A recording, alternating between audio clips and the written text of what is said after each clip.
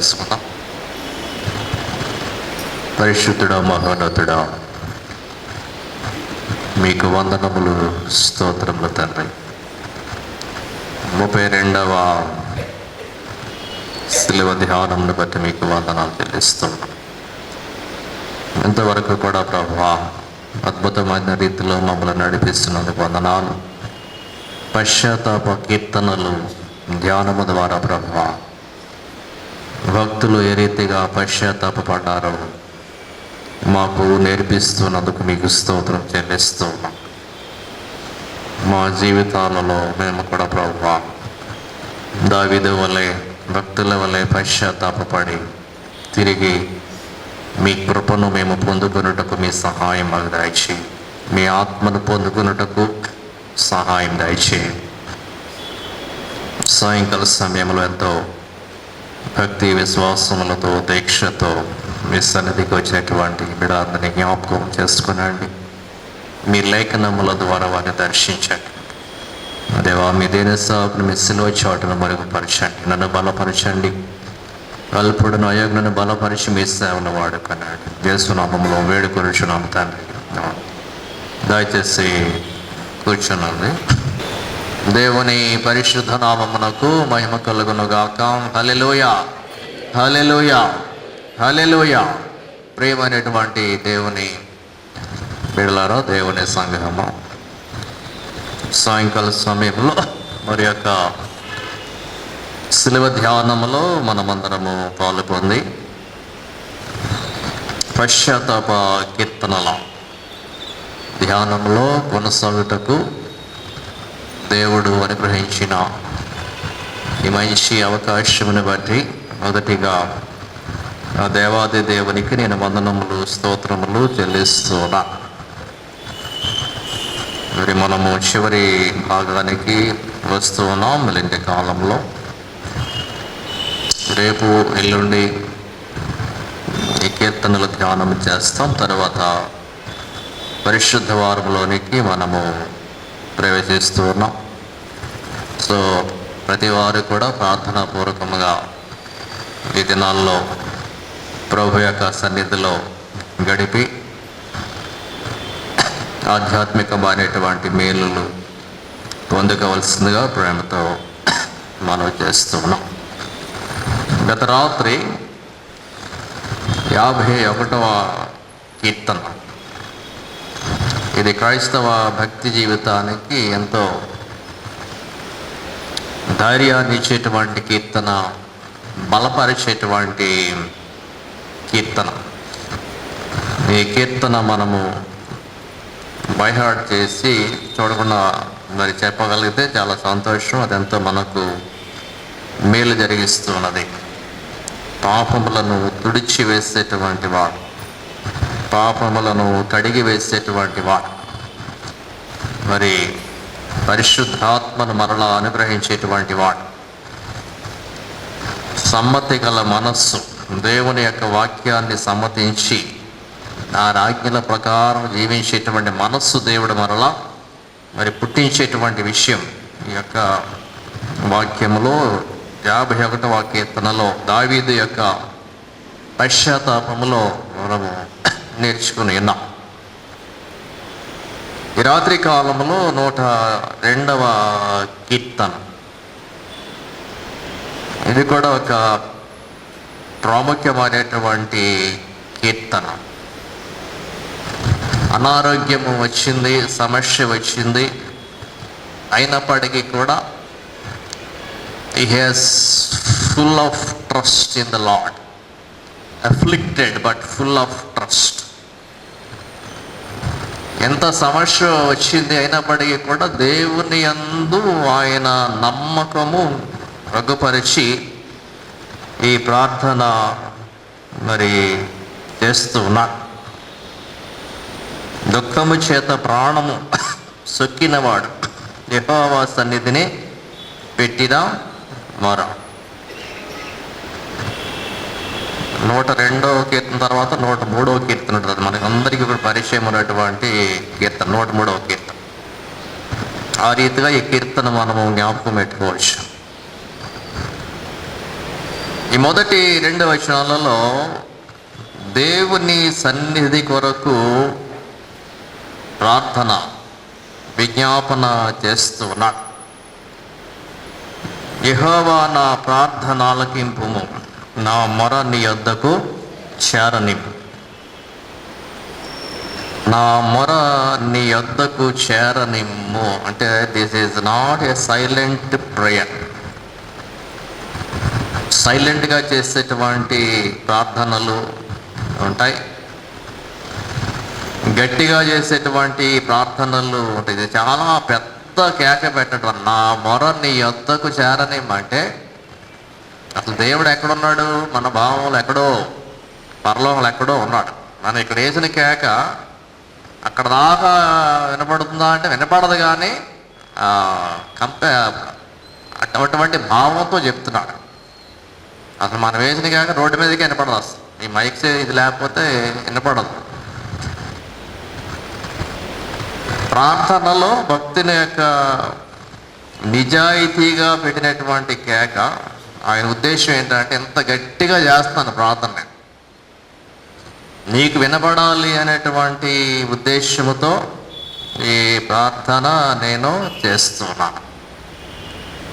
నా మొర నీ యొద్దకు చేరనిమ్ము అంటే ఆటంకం ఉందన్నమాట. మనం ప్రార్థన చేసినప్పుడు ఆ ప్రార్థన పైకి వెళ్లకుండా ఆటంకం వస్తుంది. అదేంటది? పాపం అన్నమాట. మన పాపములు మనకును మన దేవునికి మధ్య ఉన్నాయి అన్నమాట. అది ఆపేస్తుంది, నేను పైకి వెళ్ళకుండా ప్రార్థన ఆపేస్తుంది. దానియేలు ప్రార్థన చేసినప్పుడు కిందకి సమాధానం వస్తుంటే అక్కడ కూడా ఆటంకం వచ్చింది, ఆపేసింది సమాధానం రాకుండా. అంటే ప్రార్థన అంటే అంత పవర్ఫుల్ అన్నమాట. మనం పెట్టినటువంటి మొర దేవుని వద్దకు వెళ్ళాలంటే ఒక ఆటంకం ఉంది, పైనుండి కిందకి సమాధానం రావాలన్నా ఒక ఆటంకం అనేటువంటిది మరి మనం చూస్తాం. సో భక్తుని యొక్క ఈ ప్రార్థన ఏమిటంటే నా మొర నీ యొద్దకు చేరాలి, చేరనిమ్ము. ఇదొక ప్రార్థన, ఇదొక రకమైనటువంటి రిక్వెస్ట్.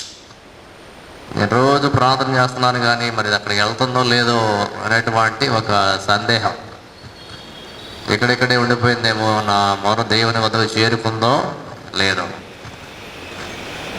ఈ ప్రార్థనలు కూడా చేస్తారు కొంతమంది, ఈ పాదాల చెంతకు చేర్చుకో ఈ ప్రార్థన. అన్ని రిక్వెస్ట్లే దేవుని యొక్క మనము ప్రార్థన మరి చేసి నీ యొద్దకు చేరని, నా కష్ట దినమున నాకు విముఖుడవై ఉండకు. సో ఇది పెద్ద కేకతో చేసినటువంటి ప్రార్థన. ఆ కేకలేసి చేసిన ప్రార్థన ఉద్దేశం ఏంటంటే దేవుని సన్నిధికి ప్రార్థన చేరాలి. అంతేకాకుండా కేక వేయడానికి కారణం ఏంటంటే సమస్య యొక్క తీవ్రత అటువంటి. కనాను స్త్రీ గట్టిగా కేకలు వేసుకుంటూ వచ్చింది యేసుప్రభుదే. నా కుమార్తెకి దెయ్యం పట్టింది, దేవుడిని చెప్పుకుంటాడు. అసలు దెయ్యం పడితే ఏం చేయాలి? చెవిలో చెప్పుకోవాలి వచ్చి, అయ్యా మా అమ్మాయి కొంచెం చెప్పుకోవాలి. గట్టిగా కేకలు చెప్తారా మా అమ్మాయికి అది ఉంది ఇది ఉందని. కానీ ఆ సమస్య యొక్క తీవ్రత ఎటువంటి అనమాట. నా కూతురికి స్వస్థత రావాలి, గట్టిగా అరిశాను, నాకు అనవసరం అదంతా, మా అమ్మాయికి స్వస్థత రావాలి. సో నిజాయితీగా గట్టిగా పెట్టినటువంటి కేక. తరువాత నా కష్ట దినమున నాకు విముఖుడవై ఉండకు. విముఖత నిన్న మొన్న కూడా ఈ పదం వచ్చింది. In the day when I am in trouble, నే కష్టముతో ఉన్నప్పుడు డోంట్ టర్న్ యువర్ ఫేస్, నీ ముఖాన్ని పక్కకు తిప్పుకోవద్దు. అదనమాట విముఖత అంటే. అది నీ ఫేస్ నాకు దాయకుము. కష్టం వచ్చినప్పుడు నీ ముఖము దాయొద్దు. ముఖం తిప్పుకుంటే అర్థం ఏంటి? నేనేమి నీకు సహాయం చేయనని అర్థం అన్నమాట. మానవ రీతిగా కూడా ఇది మనం చూస్తాం. ఒకవేళ కనపడితే ఏమైనా మనకి ఇబ్బంది వస్తుందేమోనని మనం ముఖం చాటేసుకుంటాం అన్నమాట. ముఖం చాటేసారంటారు చూసారా? ముఖం చాటేయటం అంటే మనము వాళ్ళ వద్ద నుండి సహాయము కోరతామేమో అని చెప్పి వాళ్ళ ముఖం తప్పించుకుని తిరుగుతారు. మనం ఇటుంటే వాళ్ళు అట్టు వెళ్తారు, ముఖం అట్టి తిప్పుకుంటారు అన్నమాట. విముఖత అంటే నీ ముఖము నాకు దాయకము. అప్పుడు దాకా కూడా దావీదు దేవుని ముఖాన్ని చూసిన అనుభవం, నీ సన్నిధి కాంతి నా మీద ప్రసరింపజేయాలంటాడు 4వ కీర్తనలో 6వ వచనంలో. సన్నిధి కాంతి అంటే the light of your face, నీ ముఖ కాంతి మా మీద ప్రసరింపజేయాలి. సో ప్రార్థనలో దేవుని ముఖమును చూచి ప్రార్థన చేయటం, as if we are seeing, as if God is before us. దేవుడే మన ముందున్నట్టుగా అన్నమాట. దేవుడు ముఖం చూసి ప్రార్థన చేస్తున్నట్టు ఉంది. కళ్ళు మూసుకుని ప్రార్థన చేయాలి. ప్రార్థించేటప్పుడు కళ్ళు మూసుకుని ప్రార్థన చేయటం అంటే కాన్సన్ట్రేషన్.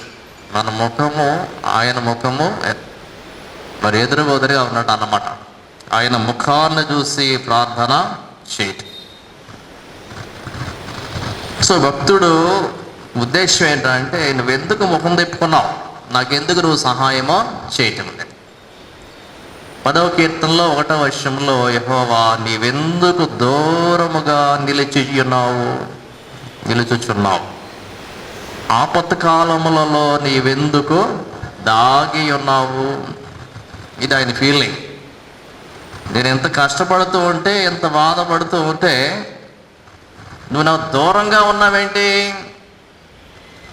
నువ్వు ఎందుకు దాక్కున్నావు నాకు సహాయం చేయకుండా. చూసారా, దేవుడి నిందించడం కాదు కానీ వాళ్ళ యొక్క ఫీలింగ్స్. కీర్తన అంటేనే పోయిట్రీ టైప్ అన్నమాట. ఇది వాళ్ళ మనోభావాలు, భావ వ్యక్తీకరణ. నాకెందుకు దూరంగా ఉన్నావు, నువ్వెందుకు దాక్కున్నావు నాకు కనపడకుండా. ఎన్నాళ్ల మట్టుకు 13వ కీర్తనలు కూడా ఎన్నాళ్ల వరకు మరిచిపోదు. 13వ కీర్తన 1వ వచనంలో, నాకు ఎంతకాలము విముఖుడవై ఉందువు అంటే, నాకు ఎంతకాలం ముఖం కనిపించుకోకుండా ఎంతకాలం దాక్కుంటావు నువ్వు. సరే దాక్కో, ఎంతకాలం దాక్కుంటావు చూస్తాను అన్నట్టు చెప్తున్నాడు అన్నమాట. ఎంతకాలము విముఖుడవై, నాకెంతకాలము విముఖుడవై ఉందువు. అసలు నన్ను చూడకుండా నువ్వు ఉండగలవా?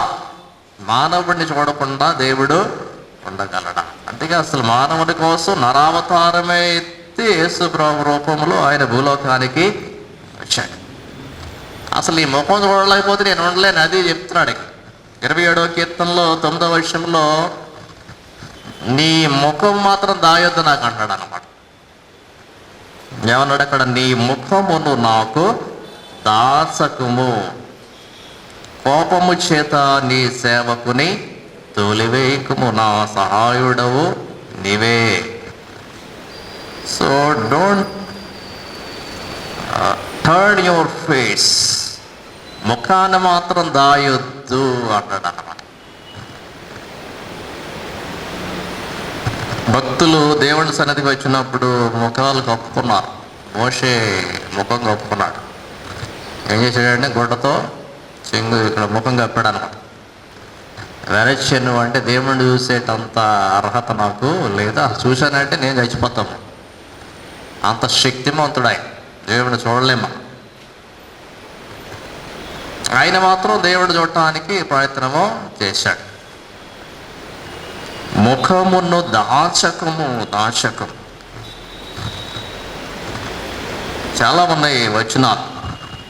అంటే ఈయన ఫీలింగ్, దేవుడు ఎప్పుడు ఉన్నవాడు, నిత్యుడు, ఆమ్ని ప్రెజెంట్ గాడ్, ఎక్కడ అన్ని వేళల్లో కూడా ఉన్నటువంటి దేవుడే ఆయన.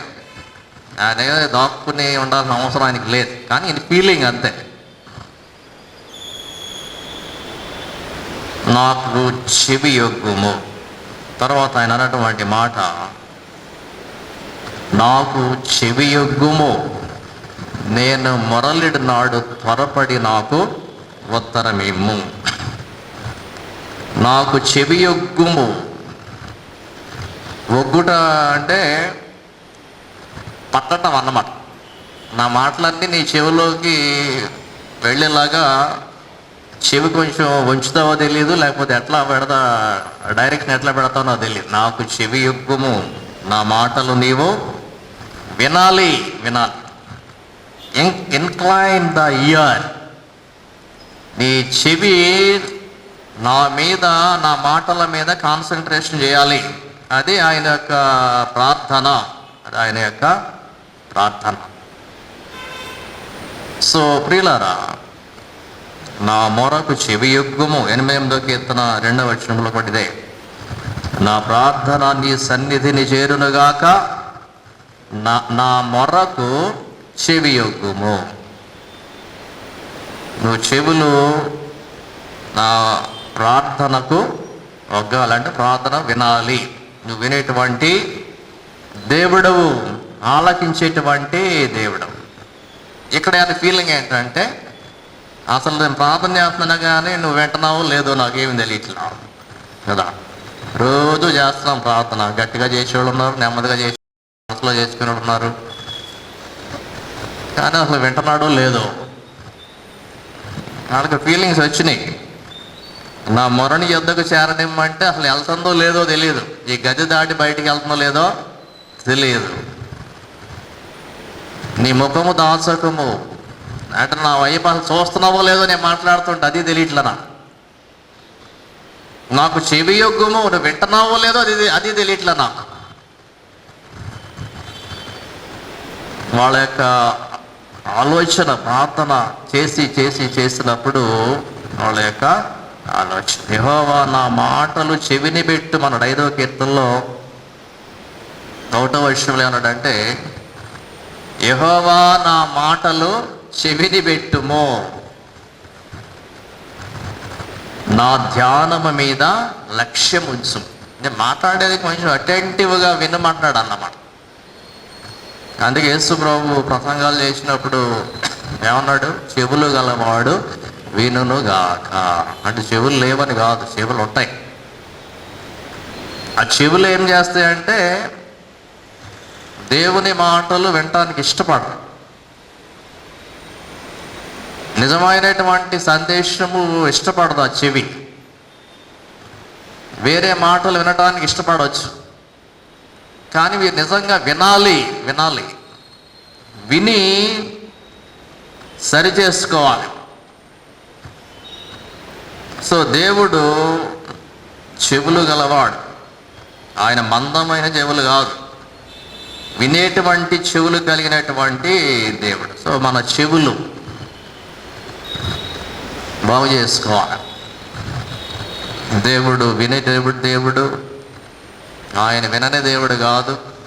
అయినా కానీ చేశాడు, నువ్వు వింటున్నాడో లేదని డౌట్తో చేశాడు ఈ ప్రార్థన. మనము దేవుని మాటలు వినేవారముగా మరి ఉండాలి. మన చెవులు దేవుని రక్తం మీద అభిషేకించబడాలి. తరువాత త్వరపడి నాకు ఉత్తరం ఇమ్ము, ఇమ్మీడియట్ ఆన్సర్. నువ్వు వింటున్నావో లేదో నాకు తెలియట్లేదు, నువ్వు చూస్తున్నావో లేదో నా ముఖంగా నీ ముఖంగా నేను చూస్తున్నాను, నాకు తెలియట్లా. అదంతా కూడా నా ప్రార్థన చేరిందో లేదో తెలియట్లా. కానీ నా కోరిక ఏమిటంటే, నేను మొరలిడు నాడు త్వరపడి నాకు ఉత్తరమిమ్ము, ఇమ్మీడియట్ ఆన్సర్. ఆయన కోరిక అదనమాట, ఇన్స్టెంట్ ఆన్సర్. వెంటనే రావాలి సమాధానం. ప్రార్థన చేసే ప్రతి వారు కూడా ఇదే కోరుకుంటారు, నాకు వెంటనే సమాధానం వస్తే బాగుండు. దేవుడు కూడా వెంటనే ఇస్తాడు సమాధానం. ప్రార్థించుచుండగా 65వ కీర్తన 24 వచ్చింది. ఇది చాలా ప్రాముఖ్యమైన కీర్తన. ఈ ధ్యానాల్లో మనం చేసినటువంటి శిలువ ధ్యానాల్లో 64వ కీర్తన, 64వ అధ్యాయం యెషయా గ్రంథం కీర్తన కాదు, యెషయా 65:24 చాలా ప్రాముఖ్యమైనది అన్నమాట. వారు మనవి చేయుచుండగా వారికి ఎలాగున జరుగును, వారు వేడుకొనక మునుపు నేను ఉత్తరం ఇచ్చేదను, వారు మనవి చేయుచుండగా నేను ఆలకించాను. వేడుకొనక మునిపే అంటే వెంటనే ఆన్సర్ ఇస్తాడనమాట, వెంటనే సమాధానం ఇస్తాడనమాట దేవుడు. సో ప్రియులారా, త్వరపడి నాకు ఉత్తరమేమో, ఇది కూడా ఆయన యొక్క డిజైర్, కోరిక అన్నమాట. Instant answer, immediate answer is expected from the lord by the prayer. ఇది మనందరి కోరిక కూడా ఇదే, ఇది కూడా మనం చేసుకోవచ్చు. వెంటనే నాకు సమాధానము కావాలి, త్వరపడి నాకు ఉత్తర మేము. నువ్వేం చేస్తావో తెలీదు, నువ్వేం ఆలోచించుకుంటావో తెలీదు, నాకు మాత్రం వెంటనే సమాధానము ఇవ్వాలి. మనం ఆలోచించడానికి టైం ఏమో చాలామంది ఒకసారి అడుగుతుంటే చెప్పవేంటి అంటాం. వాళ్ళకి మరి కొంచెం టైం ఏమో వాళ్ళకి ఆలోచించుకుంటాయి, అదేమో అడుగుతుంటే చెప్పవేంటి సమాధానం, ఎక్కడ నుండి వస్తుంది సమాధానం, ఇవన్నీ ఆలోచించి చెప్తే తర్వాత చెప్తాను అంటాం ఒకసారి. దేవుడి వద్ద నుండి మాత్రం వెంటనే కావాలి సమాధానం. మరి ఎవరికైనా సమాధానం ఇవ్వాలంటే వెంటనే ఇవ్వలేము. ఇప్పుడు చెప్తే ఎక్కడ ఇస్తామంట. ఇప్పుడు వెంటనే సమాధానం అంటే నేను ఏమన్నా కంప్యూటర్నా లేకపోతే ఏమన్నా నాకు అన్నీ తెలుసు అనుకున్నా, టైం ఏమన్నా అంట. దేవుడి దగ్గరికి వచ్చేసరికి త్వరపడి వెంటనే సమాధానము కావాలి. సో ప్రార్థనలు రకరకాలైనటువంటి ప్రార్థన ఎలియాజరు దగ్గర నుండి చూస్తున్న వెంటనే పొందుకున్నటువంటి ఇడ్లీలు, బయట ఇడ్లీలు తిని దగ్గొచ్చేస్తాడ. చట్నీ పడక, ఆయిల్స్ మంచిగా కాదు కదా. సాయంత్రం ఏంటంటే కొంచెం పడకపోతే కష్టం ప్రసంగం చేయి. ఓకే, త్వరగా ఉత్తరమేమి, విముఖుడవై ఉండకు. So we want immediate answer, వెంటనే రావాలి సమాధానం, వెంటనే రావాలి. 3వ వచనం నుండి 7 వరకు ఉన్నటువంటి వచనాల్లో the agony of being afflicted in health, శరీరంలో అనారోగ్యం వచ్చిందన ఆ బాధ ఇక్కడ వివరిస్తున్నాడు. ఈ బాధ అంతా ఇంత బాధ కాదు, ఇదేం చేసిందంటే ఆయుష్కాలను తగ్గించేసింది అనమాట. For my days are consumed like a smoke, పొగ ఎగిరిపోవునట్లుగా నా దినములు తరిగిపోవుచున్నవి. రోజు మారే కొద్దీ వయసు పెరిగిపోతున్నది. మనం ఒప్పుకున్నా ఒప్పుకోకపోయినా అది పుట్టినరోజు అనేది ఒకటి ఉంటే వయసు అది పెరుగుతూనే ఉంటుంది. అది కానీ ఇక్కడ ఏమిటంటే అనారోగ్యం వచ్చి ఏమైందంటే ఇంకా త్వరగా వెళ్ళిపోతుంది, బాగా స్పీడ్గా వెళ్ళిపోతుంది అన్నమాట. ఆయుష్ అనేటువంటిది స్పీడ్గా తగ్గిపోతుంది. పొగ ఎగిరిపోవునట్లు, పొగ ఎప్పుడు వస్తుందండి? ఊరికనే వస్తుందా పొగ? అగ్ని ఉంటే పొగ వస్తుంది, అంతేగా. ఆ అగ్ని ఎవరు పెట్టారు? శరీరానికి మంట ఎవరు పెట్టారంటే దేవుడు పెట్టాడు అన్నమాట. ఆయన దహించు అగ్ని అయి ఉన్నటువంటి దేవుడు ఈ వ్యాధులు, బాధలు ఇవన్నీ ఏంటంటే మంట పెట్టాడు దేవుడు. స్లోగా కరిగిపోతుంది శరీరం, స్లోగా నెమ్మదిగా. అంటే పొగ ఎగిరిపోయినట్టు అంటే 60, 70, 78 సంవత్సరాలు ఆయుష్కాలం ఉంటే ఈ మంట పెట్టడం ద్వారా ఏమవుతుందంటే స్లోగా స్పీడ్గానే కరిగిపోతుంది అనమాట ఆయుష్క. ఆయన దహించు అగ్ని వంటి దేవుడు, నా కోపాగ్ని రగులుకొనును అంటాడు. దహించేస్తాడు. ద్వితీయోపదేశకాండంలో 32వ అధ్యాయం 22వ వచనంలో దేవుని కోపాగ్ని రగులుకుంటే కాల్చేస్తుంది అన్నమాట. వీళ్ళు బాబిలోనియన్ ఎగ్జైల్, బబులోని చెరలో ఉన్నప్పుడు ఇటువంటి అనుభవాలు, ఆయుష్కాలం తగ్గిపోయింది అన్నమాట. ఆయుష్కాలం తగ్గిపోయింది. ఐగుప్తులోనికి యాకోబు వచ్చినప్పుడు ఫరో అడుగుతాడు, అయ్యా నీ వయసు ఎంత అంటాడు. అటువంటి ముసలోడిని ఆ దేశంలో చూస్తుంటాడు ఆయన. ఎందువల్ల అంటే ఈజిప్షియన్ ఐగుప్తులో లైఫ్ స్పాన్ చాలా తక్కువ. ఆ రోజుల్లో 40-45 సంవత్సరాలు వచ్చేసరికి అందరూ చచ్చిపోతూ ఉంటాడు. ఇశ్రాయేలీలు దేవుని బిడ్డలో ఆయన 100 సంవత్సరాల పైన బతికేటోడికి ఫరోకి చాలా ఆశ్చర్యం వేసింది. అయ్యా నీ వయసు ఎంత అంటావు అన్నాడు అన్న. అంటే కొంతమందిని చూస్తే ఆశ్చర్యం వేదు, ఇంతకాలం ఎట్లా బతకగలిగారని. అది దేవుడిచ్చేటువంటి ఆయుష్ అది. సో ఇక్కడ దేంతో పోల్చాడంటే పొగ ఎగిరిపోనట్లు, పొగ క్షణాల మీద ఎగిరిపోతుంది అన్నమాట, కనిపించకుండా పోతుంది. యాకోబు పత్రికలో 4వ అధ్యాయం 14వ వచనంలో ఈ మాటలు మరి మనం చూస్తాం. మానవ జీవితము ఎంత స్వల్పము, ఎంత అల్పము. మీరు కొంతసేపు కనబడి అంతలో మాయమైపోవు ఆవిరి వంటి వారే. చాలా చిన్న జీవితం అండి ఇది. మనం ఏదో పెద్దగా ఊహించుకుంటాం ఒక్కసారి. అప్పుడే కనపడ్డాడు, అప్పుడే వెళ్ళిపోయాడు, అంతే. ఇప్పుడేగా కనిపించింది అంటాం, ఇప్పుడే కనిపించాడు కదా వెళ్ళిపోయాడు అంతే. యోబు అంటాడు, నా దినములు నేతగాని నాడి కంటెను వడిగా గతించుచున్నవి. యోబు గ్రంథం 7వ అధ్యాయం 6వ వచనం. నేతగాని నాడే. నేతనేయటం మరి చూసారో లేదో, నేను చూసేవాడు చిన్నప్పుడు. ఎలా లాగుతాడు, కాళ్ళతో బ్రేకుల్లో ఉంటాయి, దొక్కుతారు.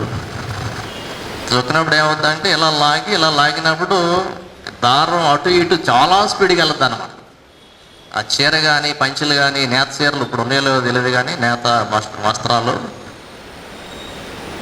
అంత స్పీడ్గా వెళ్ళి అసలు ఒక్క పోగు కూడా తప్పిపోకుండా చక్కగా కొడుతుంది, తయారవుద్ది వస్త్రం.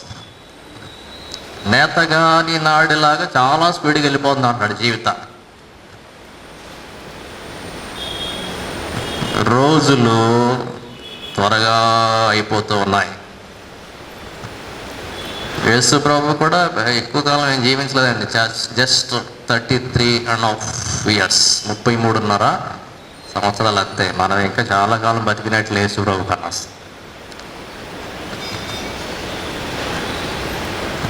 అంటే తనకు వచ్చినటువంటి కష్టము, ఈ వ్యాధి సమస్య, దీనివల్ల ఏమైందంటే ఆయుష్కాలము తగ్గిపోయింది. నువ్వు శిక్ష మొదలు పెట్టావు, మంట పెట్టావు. ఆ మంట వల్ల నా ఆయుష్కాలము తగ్గిపోవచ్చున్నది.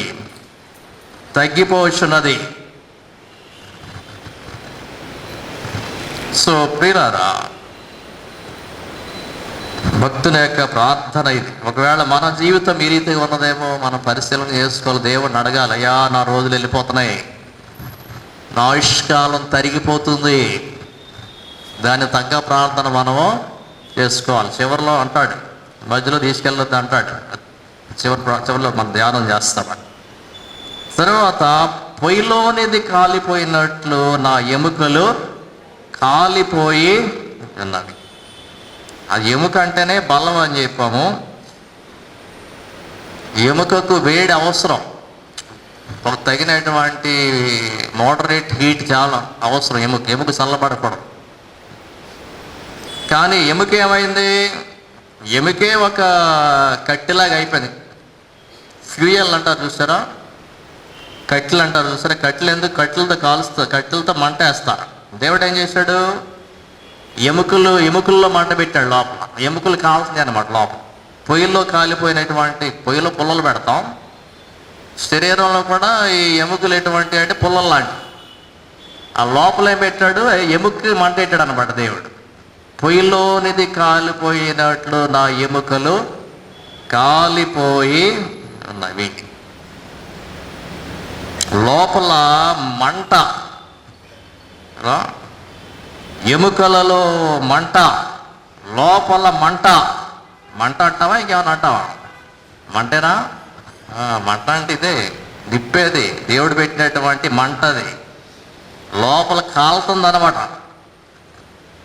లోపల దేవుడు నిప్పి పెట్టాడు, మంట మండుతుంది. మంటకు పుల్లలు ఏంటంటే ఎముకలు.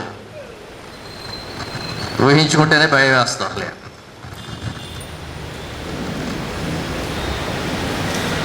సామెతలు 17:22లో కూడా ఈ మాటలు, నలిగిన మనస్సు ఎముకలను ఎండిపోచే, ఎముకలు కూడా ఎండిపోతాయి అంట.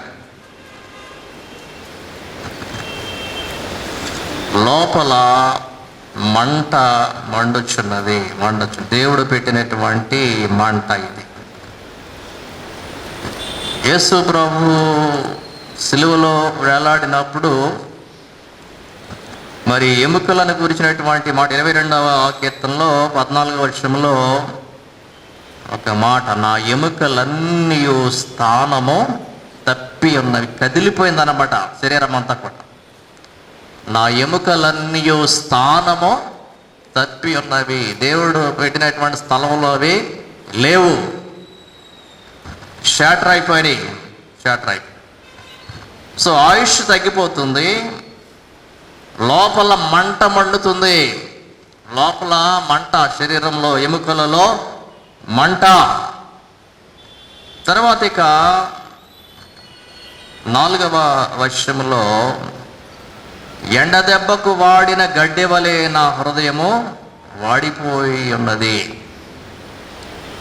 My heart is స్మిటెన్. దేవుడు దెబ్బ ఎక్కడ కొట్టాడంటే హృదయం మీద కొట్టాడు. అసలైంది ఏంటంటే శరీరంలో గుండె, వేరే భాగాలు చాలా ఉంటాయి, అసలైంది గుండె అనమాట. దాని మీద కొట్టాడు అనమాట, దాని మీద పడింది దెబ్బ.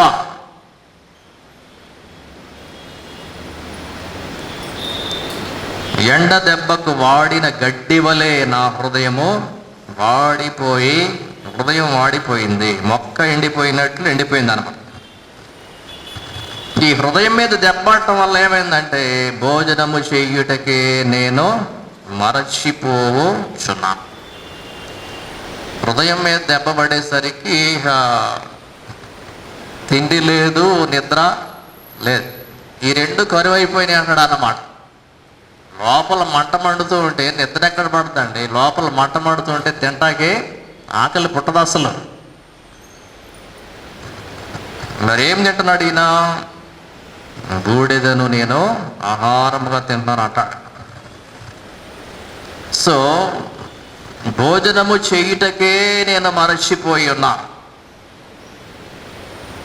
10వ వచనంలో 9వ వచనంలో, నీ కోపాగ్నిని బట్టి నీ ఆగ్రహమును బట్టి బూడిదను ఆహారముగా భుజించుచున్నా. నా కన్నీళ్లు, నా పానీయముతో కన్నీళ్లు కలుపుకొనిచున్నాను. ఇదన్నమాట ఆయన తిండి. అంత బాధ వచ్చినప్పుడు ఆయన ఆహారం ఏంటండి? బూడిద. ఆయన తాగేది ఏంటి? ఆయన కన్నీళ్ళే ఆయన తాగుతున్నాడు అనమాట.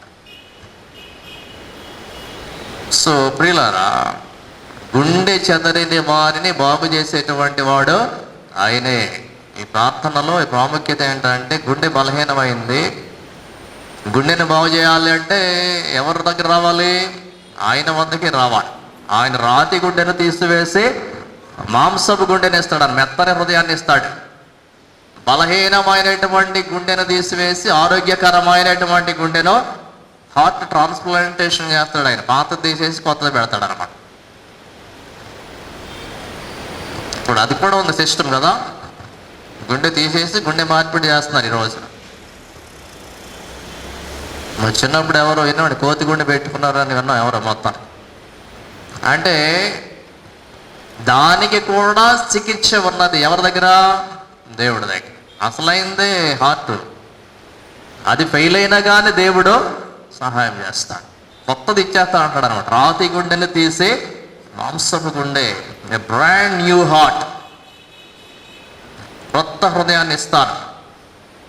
బూడిదని ఆహారం తింటున్నావేమో, కన్నీటిని ఆహారం తింటున్నావేమో, జీవాహారముగా యేసు ప్రభు వచ్చాడు, జీవజలముగా యేసు ప్రభు వచ్చాడు. ఈ ఆహారం తినవాడు మరెన్నడూ ఆకలి కొనడు. క్రీస్తునే జీవజలము కలిగి ఉన్నటువంటి వాడు మరెన్నడూ దప్పికొనడు. సమరాయ స్త్రీతో యేసు ప్రభు మాట్లాడినప్పుడు చెప్పాడు జీవజలాన్ని గురించి.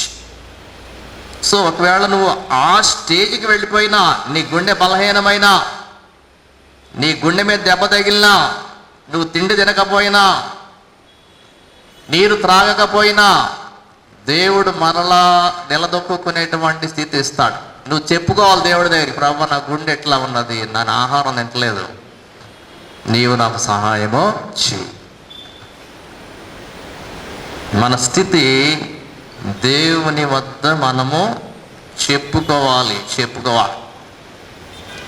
ఏంటంటే అడగందే అమ్మైనా పెట్టదు, అంతేనా?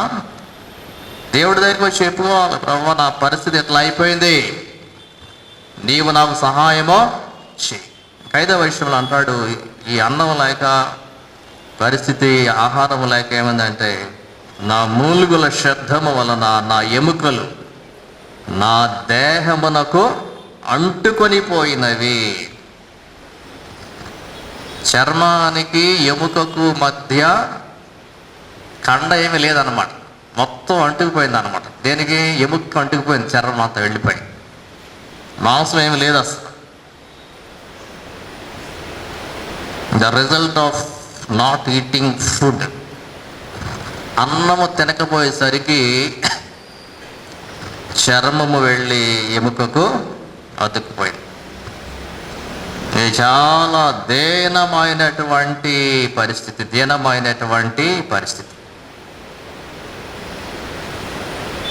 నా ఎముకలు నా దేహమునకు అంటుకొని పోయినవి. ఎముకలు వచ్చి దీనికి అంటుకుపోయి అంటాడు. 6వ వచనంలో 3 రకాలైన పక్షులు 6, 7 వచనాల్లో చూస్తాం. 3 kinds of birds in the wilderness. వాళ్ళు ఎక్కువ కాలం 40 సంవత్సరాలు యాత్ర చేశారు కదా అరణ్యంలో. అరణ్యంలో ఉన్న సంఘటనలు చాలా రాస్తాడు భక్తుడు ఇందులో, పోయిటరీలో జ్ఞాపకం వస్తాయి. వాళ్ళు చూసి వాళ్ళు నేర్చుకున్నాయి. ఇక్కడ 3 రకాల పక్షులు. నేను అడవిలోని గోడబాతును పోలి ఉన్నాను. గోడబాతు, పెలికాన్ అన్నాడు ఇంగ్లీష్లో దీన్ని. పెలికాన్ ఇది ఒంటరిగా ఉంటుంది. అట్లా యాక్చువల్గా this is a water bird, నీళ్లలో ఉండేటువంటి పక్షి అంటే ఇది. అయితే ఆ చేపను పట్టుకుని దూరంగా వెళ్ళిపోయి అక్కడ దాన్ని తీసి చాలా కాలం అక్కడ ఉండిపోద్దంట. ఒకసారి పిల్లల్ని పెట్టే సమయంలో మరి అక్కడే ఉండిపోయి ఆ అడవిలో మరి ఒక్కతే మిగిలిపోద్ది అన్నమాట. నీరు అంటే సంతోషానికి గుర్తు. నీళ్లలో ఆహారం దొరుకుతాయి, చేపలు దొరుకుతాయి, చాలా దొరుకుతాయి. కానీ దాన్ని వదిలేసి వెళ్ళిపోయింది అన్నమాట, దూరంగా వెళ్ళిపోయింది. Dry and barren waste land, ఎండిపోయినటువంటి నేల. అరణ్యము అంటే ఏమి దొరకదు అక్కడ. నీరు లేదు అంటే చాలా ఇబ్బంది పడేటువంటి పక్షి అది. అక్కడ దావీదు ఒకప్పుడు ప్యాలెస్లో లేక బాగానే ఉన్నాడు ఇంటి దగ్గర.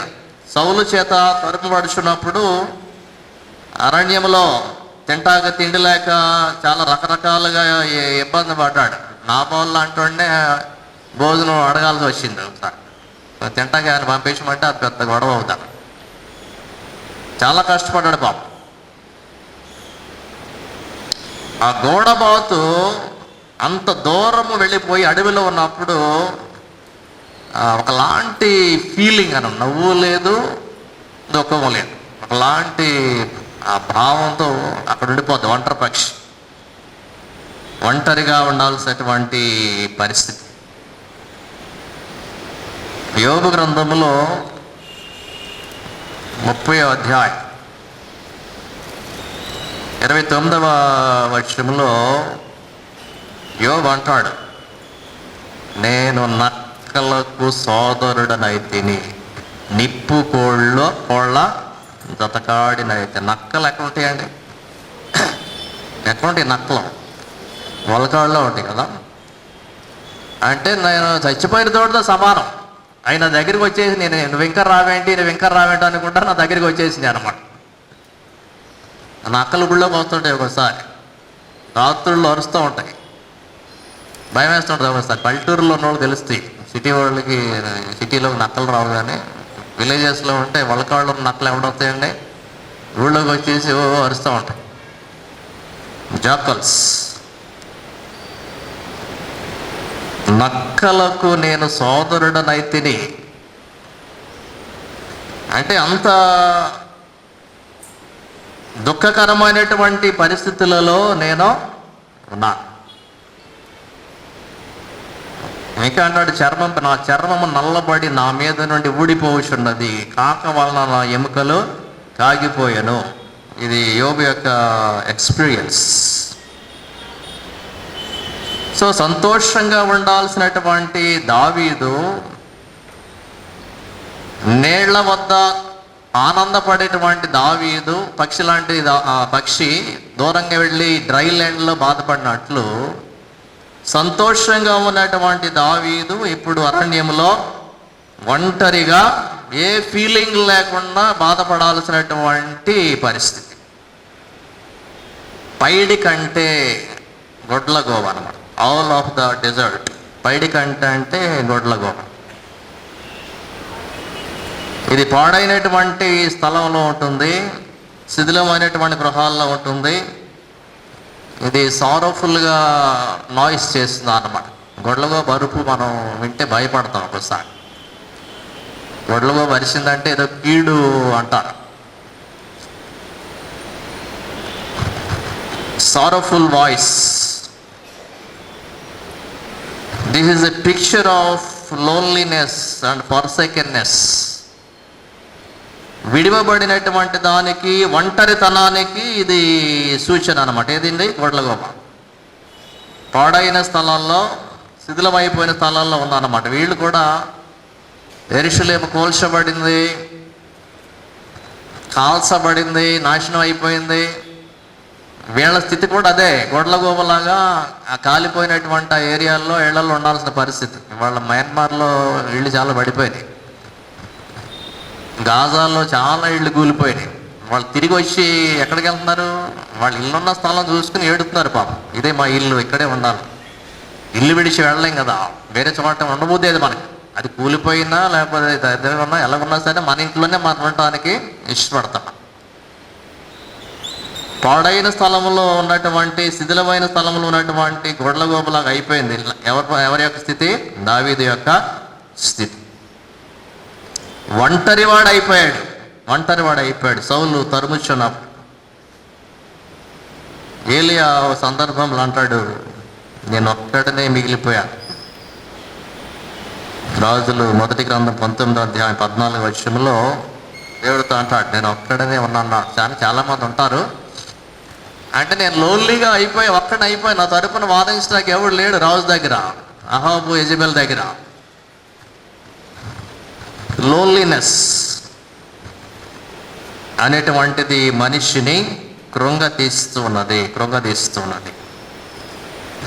ఒంటరితనము కృంగతీస్తుంది. పాపము వలన ఒంటరితనము, ఎవరితో మాట్లాడబుద్దయ్యదు, ఎవరితో మనం కలవలేం, ఏదో మూలకెళ్ళి కూర్చోవాలనేటువంటి ఫీలింగ్ వస్తుంది అన్నమాట. సంతోషం ఉండదు, ఆనందము ఉండదు. తరువాత పిచ్చుకతో పోలుస్తున్నాడు. 7వ వచనం చదివితే, రాత్రి మెలకువగా ఉండి ఇంటి మీద ఒంటిగానున్న పిచ్చుక వలె ఉన్నా. పిచ్చుక కూడా ఇక్కడ ఒంటిగా ఉన్నటువంటి పిచ్చుక గురించి రాత్రి ఇంటి మీద ఒంటిగానున్న పిచ్చుక. Sleepless nights, anxiety and sorrow. నిద్ర పట్టని రాత్రులు. ఈ గొడ్లగోమేమో ఒంటరితనాన్ని సూచిస్తున్నాయి, డ్రైనెస్ సూచిస్తున్నాయి, శిథిలావస్థ సూచిస్తుంది గొడ్లగోవ. పిచ్చిగా ఏమంటాడంటే స్లీప్లెస్ నైట్స్, నిద్ర పట్టని రాత్రులు. జీవితంలో అనుభవాలు ఇవన్నీ కూడా. ఒక ఏజ్ వచ్చేసరికి కొంతమందికి ఇటువంటి అనుభవాలు ఉంటే తప్పనిసరిగా నిద్ర పట్ల ఆ సమస్యల వలన, లోపల ఉన్నటువంటి భయం వలన, ఆందోళన వలన ఏం జరుగుతుందో ఏంటో, జీవితం ఏమైపోద్దో, నా మీదకి ఏమొస్తుందో అని చెప్పి ఏమవుతుందంటే ఒకసారి నిద్ర పట్టదు, రాత్రంతా నిద్ర పట్టదు. ఫ్యాన్ ఎంక చూసుకుంటా, గోడ ఎంక చూసుకుంటా, ఇటు తిరిగి కొంచెంసేపు ఆ పక్క, కొంచెంసేపు ఈ పక్క, నిద్ర పట్టదు ఒకసారి. సో నిద్ర అనేటువంటిది చాలా ఆశీర్వాదము, బ్లెస్సింగ్. రాత్రి నిద్ర అనేటువంటిది, ఫుల్గా నిద్రపోవటం అనేటువంటిది రాత్రి సమయంలో అది అంతకన్నా ఆశీర్వాదము. తెల్లారేసరికి మంచి ఆరోగ్యాన్ని పుంజుకుంటాం మళ్ళీ మనం పని చేయటానికి. నిద్ర లేదు అంటే అయిపోయింది, ఒక్క పని కూడా వాడిపోద్ది మాకు అంతా. రాత్రి నిద్ర లేకుండా ఉండి ఒకసారి తెల్లారి చేయలేం, ఏ పని చేయలేము, చాలా వీక్గా ఉంటుంది అసలు రోజు. సో స్లీప్లెస్ నైట్స్, ఆ నిద్ర పట్టనటువంటి పరిస్థితి చాలా దారుణమైనటువంటి పరిస్థితి అన్నమాట. సో ప్రియులారా, 77వ కీర్తన 4వ వచనంలో అక్కడ కూడా ఒక మాట అంటాడు, నీవు నా కన్నులు మూతపడనీయవు. కన్నులకు అసలు నిద్ర ఉండదంట. నేను కలవరపడుచు మాటలాడలేక విన్నాను. నిద్రపోయిందంటే ఆరోగ్యం అంతా పోయినట్టే, అంతే.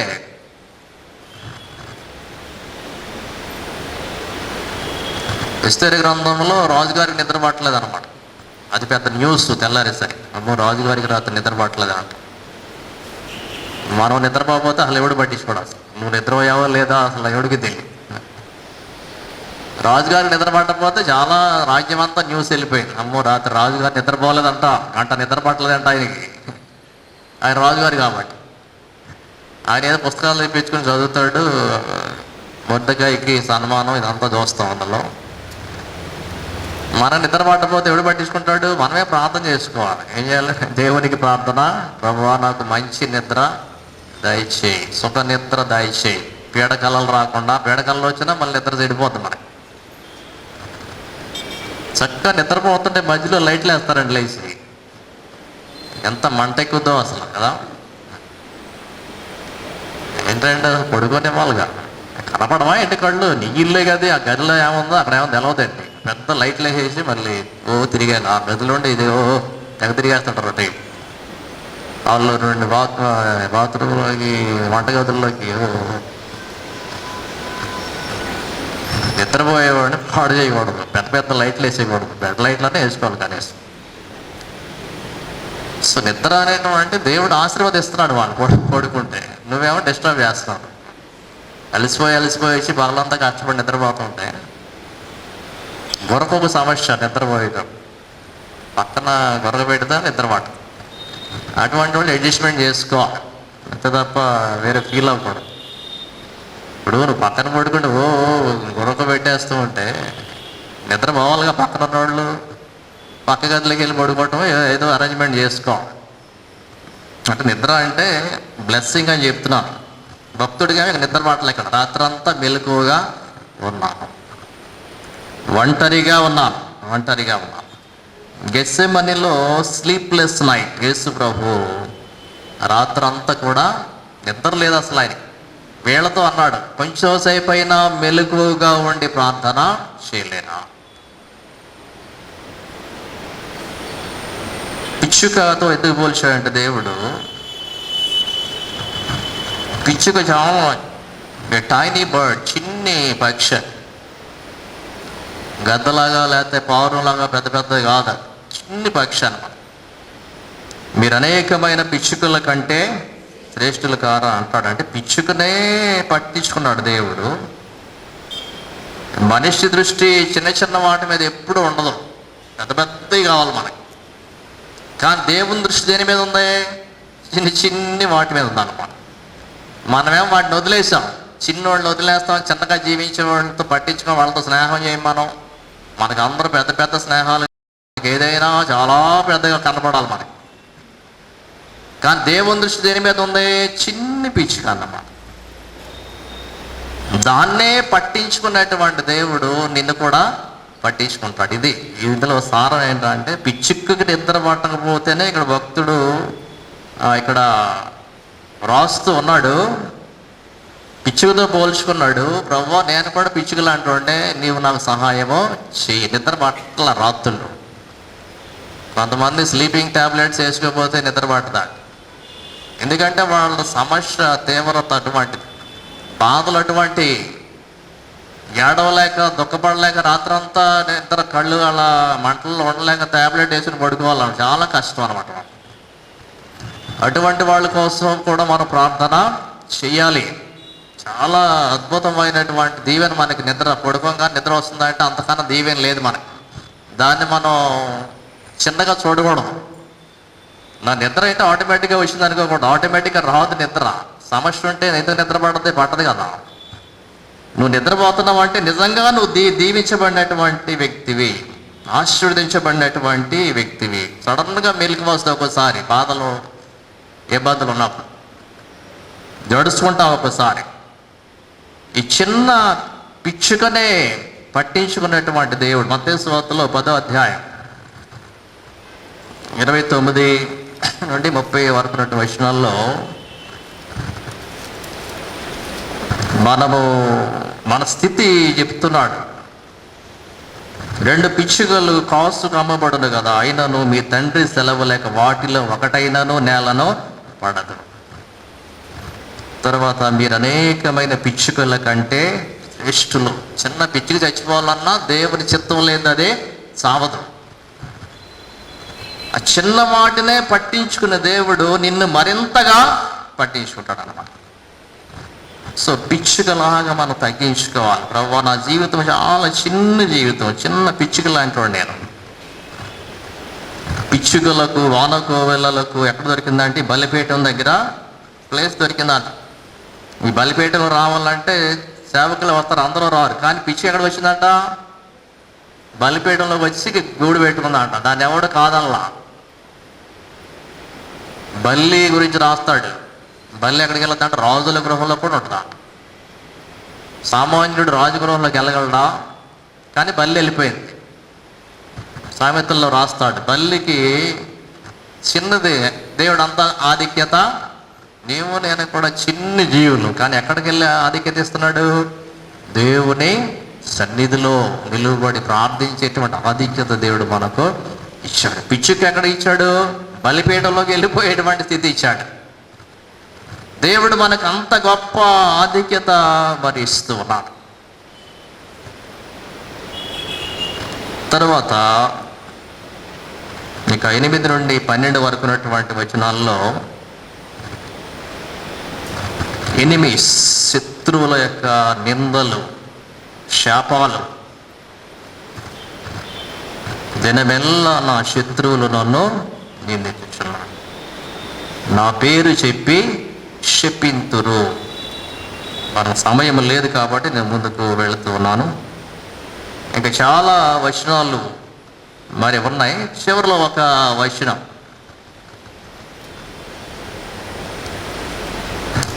24వ వచనం చదువుదాం అందరం.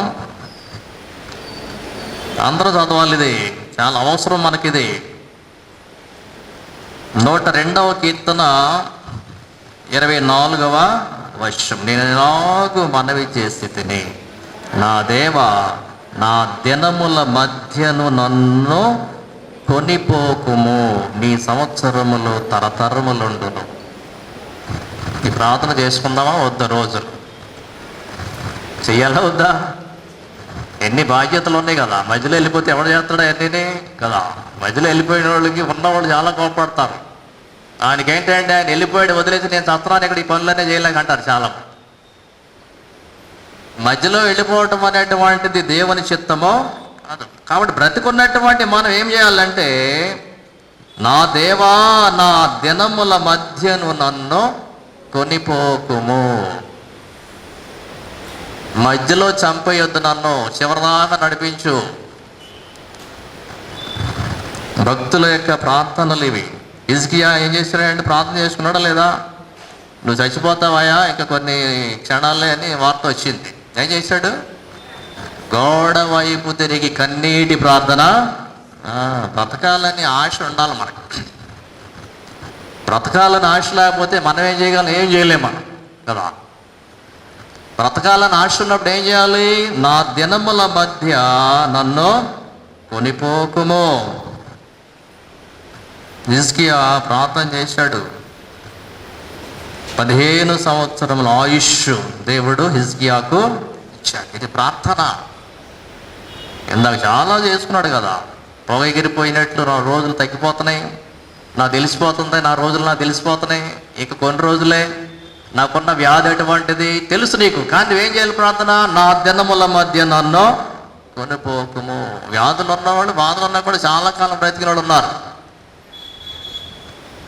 మోషే 120 సంవత్సరాలు ఇంకా ఇన్కంప్లీట్గా మరణించినట్లే. ఆయన కనాను దేశంలో ఆయన చూస్తాడు కానీ వెళ్ళమని చెప్తాడు. జాన్ ద బ్యాప్టిస్ట్ ఆయన ఎప్పుడు చచ్చిపోయాడంటే మధ్యలో చచ్చిపోయాడు పాపం. ఇప్పుడు వాళ్ళిద్దరూ ఏదో చేయటం ఏంటి, మధ్యలో ఈయన చచ్చిపోవటం ఏంటి చూడండి. అసలు చూసారా, కొన్ని సమస్యలు అట్లా ఉంటాయి. ఆడవాళ్ళు బాగానే ఉంటారు, మధ్యలో ఉన్నవాళ్ళు ఇబ్బంది పడతారు. హేరోదు వీళ్ళందరూ బాగానే ఉన్నారు. మధ్యలో ఎవరు చనిపోవాల్సి వచ్చింది? బాప్తిస్మం ఇచ్చే యోహాను తల కొట్టించారు, చచ్చిపోయాడు పాపం. ఆయన మధ్యలో చచ్చిపోయాడు. ఆయన పాపం ఆయుష్ లేదు ఆయన. నీ సంవత్సరములు తరతరములు ఉండును అంటే నువ్వు ఎక్కువ కాలం ఉంటావు, నాకు కూడా కొంచెం దీర్ఘాయుష్ను అనుగ్రహించు, దీర్ఘాయుష్ను అనుగ్రహించు. 23 వచనంలో నా దినములు కొద్ది పరిచెను. నా పాపాన్ని బట్టి ఏమైందంటే నా ఆయుష్కాలము తగ్గిపోయింది. నా దినములు కొద్ది పరిచెను. అయితే నేనేం ప్రార్థన చేస్తున్నా అంటే, నా దేవా నా దినముల మధ్యను నన్ను కొనిపోకుము. లేచి నిలువబడి ప్రార్థన చేస్తాం. పరిశుద్ధుడా, మహోన్నతుడా, మీకు వందనములు, స్తోత్రములు తండ్రి. మా దినముల మధ్యలో మమ్మను కొనిపోకుమని ప్రార్థిస్తున్నాను నాయన. మీరు అనుగ్రహించినటువంటి ఆయుష్ కాలాన్ని సంపూర్ణముగా మేమందరము అనుభవించడానికి మీ సహాయం మాకు దయచేయండి ప్రభువా. నా దినములు కొద్ది పరిచెను. మా పాపములను బట్టి, మా అవిధేయతలను బట్టి మా దినములు తరిగిపోవచ్చున్నవి నాయన. హిజ్కియా ప్రార్థించినట్లు తండ్రి మేము ప్రార్థిస్తూ ఉన్నాం. మేము బ్రతికి మీకు సాక్షులుగా నిలబడలాగునా మీ సహాయం మాకు దయచేయండి. మా లోపల పెట్టిన మంట ఆర్పబడటానికి సహాయం చేయండి. మా గుండెలను మీరు ముట్టండి ప్రభువా, అవి సరిగా పనిచేయడానికి సహాయం చేయండి. మా ఎముకలను ముట్టండి ప్రభువా, వాటిని బలపరచండి ప్రభువా. మా ఆయుష్కాలాన్ని పెంచండి తండ్రి ప్రభువా. మీ కొరకు మేము జీవిస్తామని ప్రభువా మేము తెలియజేస్తూ ప్రార్థిస్తూ ఉన్నాం. రాత్రి కాలంలో మీ సన్నిధికి వచ్చిన ప్రతి బిడ్డను దీవించండి. ఎవరైతే మరణ భయములతో ఉన్నారో వారందరినీ దర్శించండి తండ్రి. వారి కన్నీటికి సమాధానం దయచేయమని మేము ప్రార్థిస్తున్నాం ప్రభువా. మీకు వందనాలు దేవా. గెత్సెమనే వనములో మీరు కన్నీటి ప్రార్థన చేస్తారు, నిద్రలేని రాత్రి గడిపారు ప్రభువా. ఓ దేవా తండ్రి, మా కొరకు మీరు పొందినటువంటి వేదనలు, శ్రమలు, బాధలు, నిందలు, అవమానములను బట్టి మీ కృతజ్ఞతాస్తుతులు చెల్లిస్తూ ఉన్నాం దేవా. సహాయం చేయండి. ఒంటరిగా ఉన్నవాడు ఓ దేవా ప్రభువా, బిడ్డను మీరు జ్ఞాపించుకోవలే ఉన్నటువంటి వారు దేవా నాయన, గొడ్ల గోబ వల్లే ఉన్నటువంటి వారు వీరిని మీరు జ్ఞాపకం చేసుకునండి ప్రభువా. నా అడవి బాతును పోలిన వారిని జ్ఞాపకం చేసుకున్నాడు నాయన దేవా. ఒంటరి తనము నుండి విడుదల కలిగించమని ప్రార్థిస్తున్నాం తండ్రి. నిద్ర పట్టని వారి కొరకు మేము ప్రార్థిస్తున్నాము నాయన. మంచి ఆరోగ్యము దయచేయండి. సమస్యలు, శోధనలు తీసివేయండి. ఒత్తిడి తీసివేయండి. సుఖ నిద్ర దయచేయండి. కునుకక నిద్రపోక మమ్మల్ని కాపాడుచున్న దేవుడవు తండ్రి. ఇశ్రాయేలును కాపాడువాడు కునుక నిద్రపోవడనవు తండ్రి. సహాయం చేయండి. రాత్రి కాలంలో ప్రభువా వచ్చిన ప్రతి బిడ్డను మీరు దీవించమని యేసు నామములో వేడుకొనుచున్నాము తండ్రి. ఆమేన్. పరలోకమందున మా తండ్రి, మీ నామము పరిశుద్ధపరచబడును గాక, మీ రాజ్యము వచ్చును గాక, మీ చిత్తం పరలోకము నెరవేర్చినట్లు భూమి యందును నెరవేరును గాక. మా అనుదిన ఆహారం నేడు మాకు దయచేయము. మళ్ళా పాపం చేస్తున్న వారిని క్షమించిన ప్రకారం మా పాపం క్షమించు. శోధన తప్పించుము. ఎందుకనగా రాజ్యము, శక్తియు, మహిమయు నిరంతరము నీవే ఉన్నాయి. మన ప్రభువైన యేసుక్రీస్తు కృపయు, పరమ తండ్రి అయిన దేవుని ప్రేమయు, పరిశుద్ధాత్మ అన్యోన్య సహవాసం మనందరికీ సదా తోడైనను గాక. ఆమేన్.